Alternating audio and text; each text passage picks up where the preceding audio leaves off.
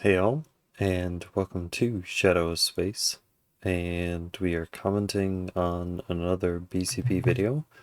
This one is called Angry Black Mob from Ghetto Ambushes White Republicans with Racial Slurs After Not Getting Their Way. This was uploaded May 10th, yes, this is being uploaded May 11th. And link is in the description. Justin J. Pearson, and I'm running for president of BSG. There are a few reasons that we're running this campaign this year. One has to do with representation. How can we represent all voices in a conversation? I wanted to do this by partnering with organizations from the Boone Democrats to the Boone Republicans. I want to bring together different voices, dissenting voices, voices that may be more liberal or more conservative, in order that we can reach a point of sort of the radical middle. Here, you've had 3 strikes laws, mass incarceration, denied us of who we are, and we are still here. And today, you'll take the only majority black district from us. But I want you to know, and I want my nephew, sons, and the future to know, no matter what you do, no matter how much you try and break us and make us bend and make us quit, we will still be here.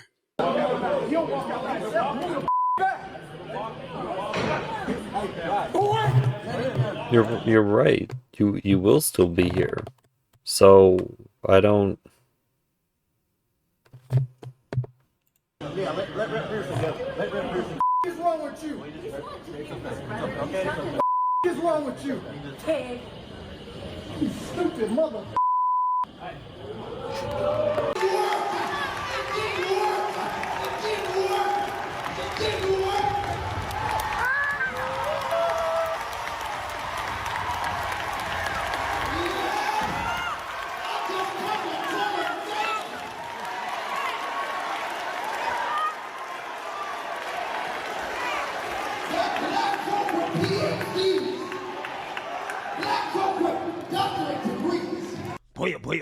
Boy. So we got to talk about more liberal meltdowns here, and in this video we have to react to a bunch of radical black ghetto activists ambushing white Republicans because they couldn't get their way, right? As you guys should be aware, in Tennessee, they have undergone redistricting and they have gotten rid of a segregated district, right? All black district. They got rid of it, and now you have the black mob upset about this, right? To the point where they decided to harass white Republicans, right? Republican lawmakers after the legislation was passed in order to redraw their maps. And I want to react to it because I think that this right here is a great example of why a lot of these people probably shouldn't be voting in the first place, right? Let's keep it 100.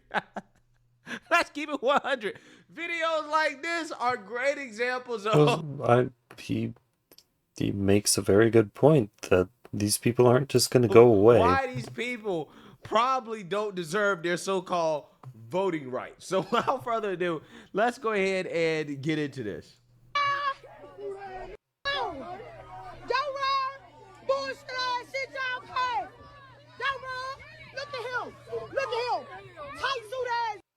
You think you done did some shit, bald head, baby booty head ass, boy. Wow. Come on, honey. Long neck ass, boy. Titty face ass, boy. You think you done did something, don't you? Come on, pop rock, skittle face ass. Look at him. Wow. So here's the thing about this that just kind of pisses me off. First and foremost, these people can't speak English, right? I don't understand what they're saying. This is not how you talk to your representative. I don't. If you want. I don't. I don't mean to be mean, but I can't understand what they say either. I'm happy I'm not the only one. Something done. This is probably not the way that you go about handling, right? You want people to respect you and to work with you on certain issues. This is not the way to go about it, right? You're not showing that you are somebody to be taken seriously when you speak with your representatives like this, right? You're just reinforcing stereotypes, right? I don't know if these Republicans are actually racist or not. I'm just saying that interactions like this would probably make me very racist, right? If I was a white person, I would probably be racist as hell.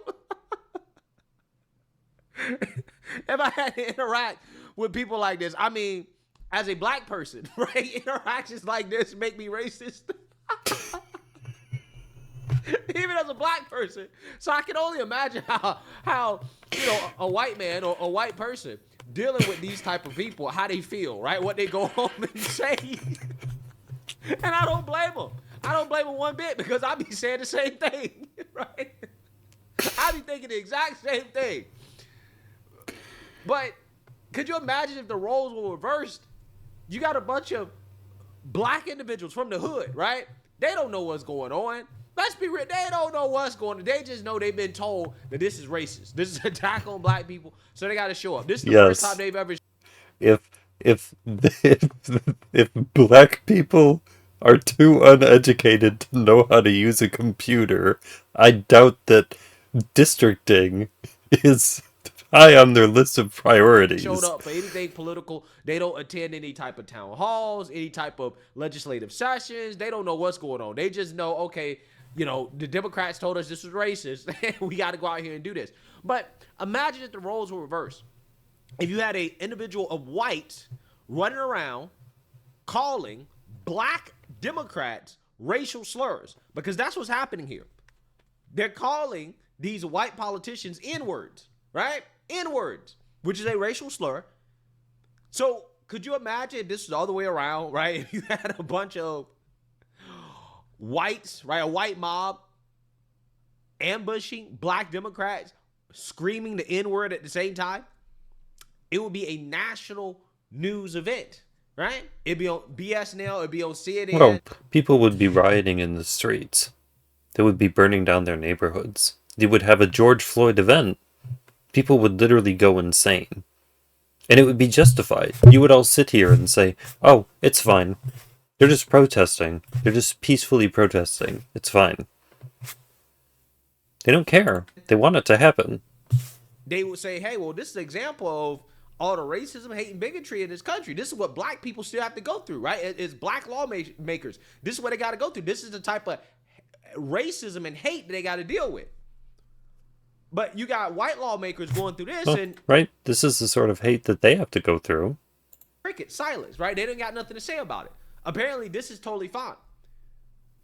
But yet, these same people will try to convince you that there's this mythical, magical white privilege out here in the country where white people can just get away with stuff that other people can't get away with. And I'm like, I think I'm seeing a lot more black privilege than I'm seeing when it comes to white privilege, right? Because a white person can't get away with this.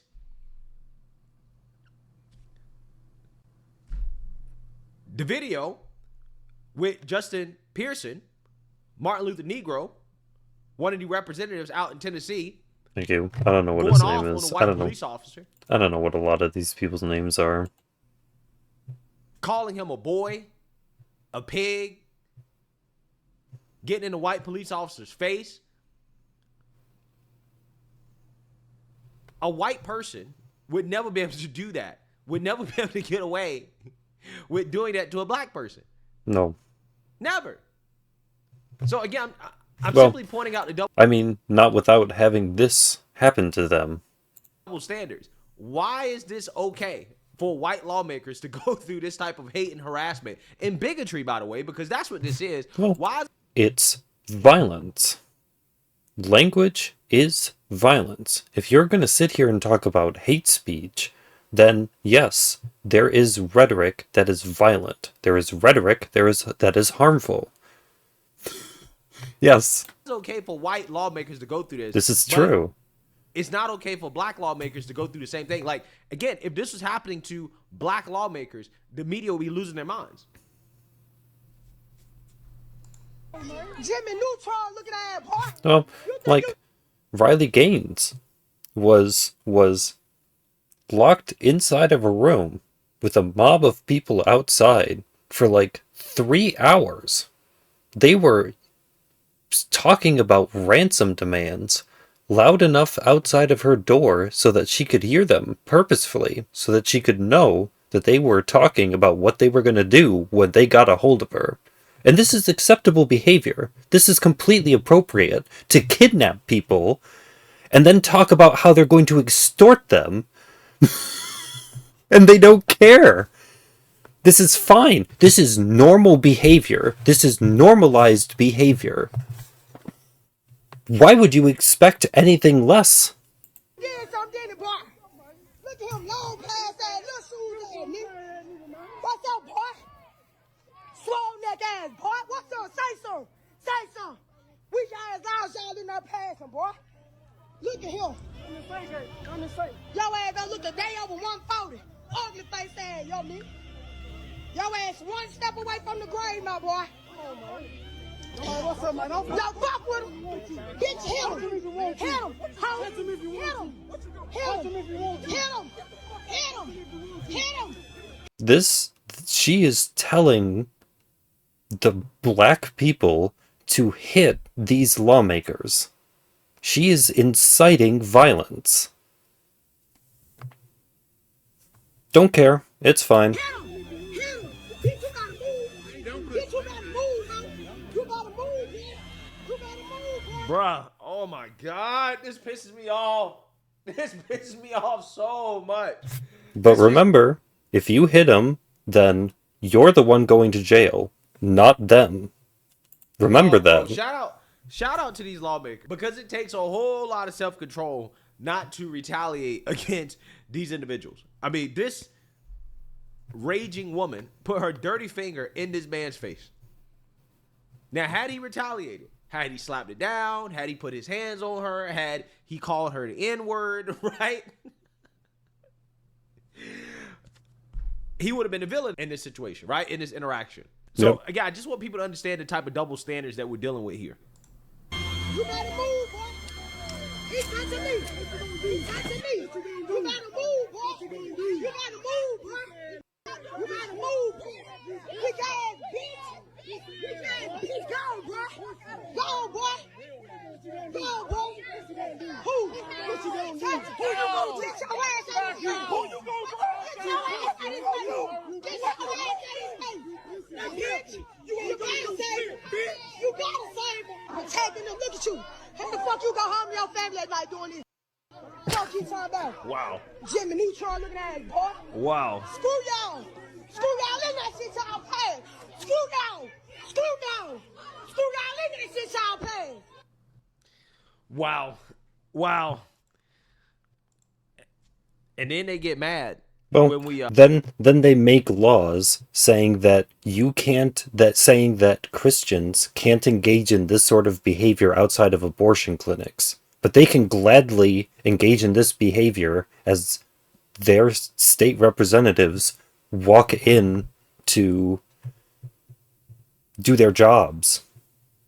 This is acceptable. Advocate to have them locked up, right? We say the individuals like this. No, see, why? They can't be reformed. They don't want to change. Why lock them up?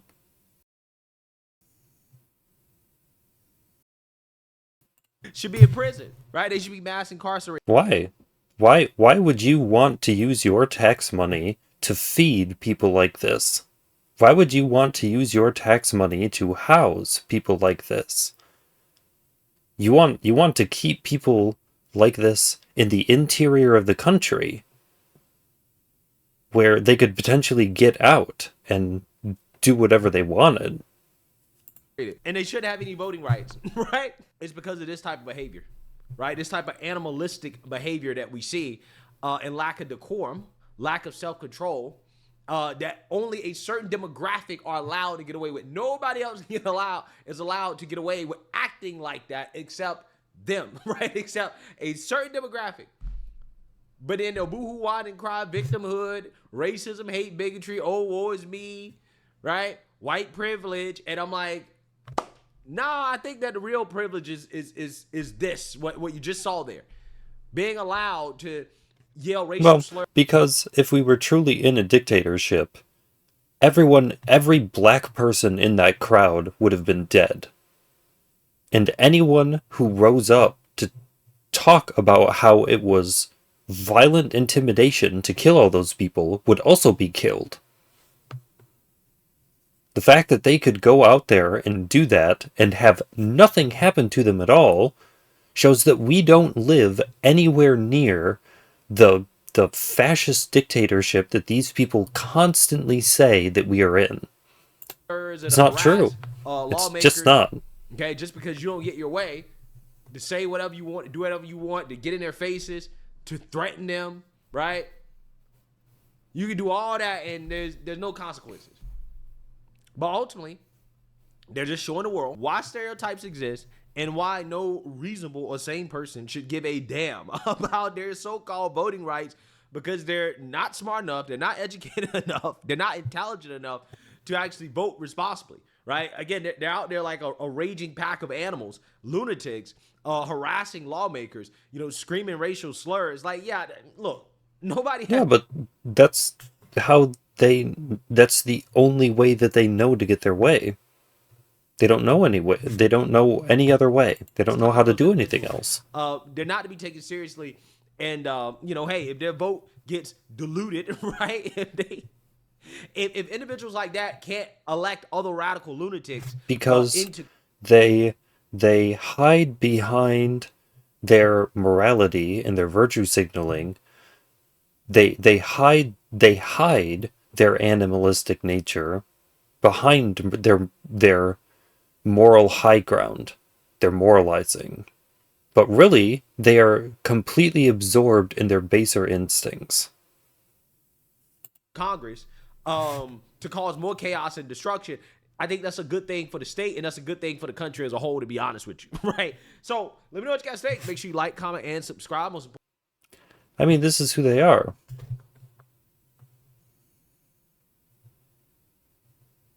I mean, you get, was it Don Lemon? Who was like, this is what you're supposed to make them afraid. The point is to intimidate them. The point is to get them afraid enough that they don't do the thing that they were going to do. The point is to intimidate them. The point is to emotionally blackmail them so that they give in to your demands. This is the plan. This is normalized behavior. This is acceptable behavior. I don't know. It's the country we live in.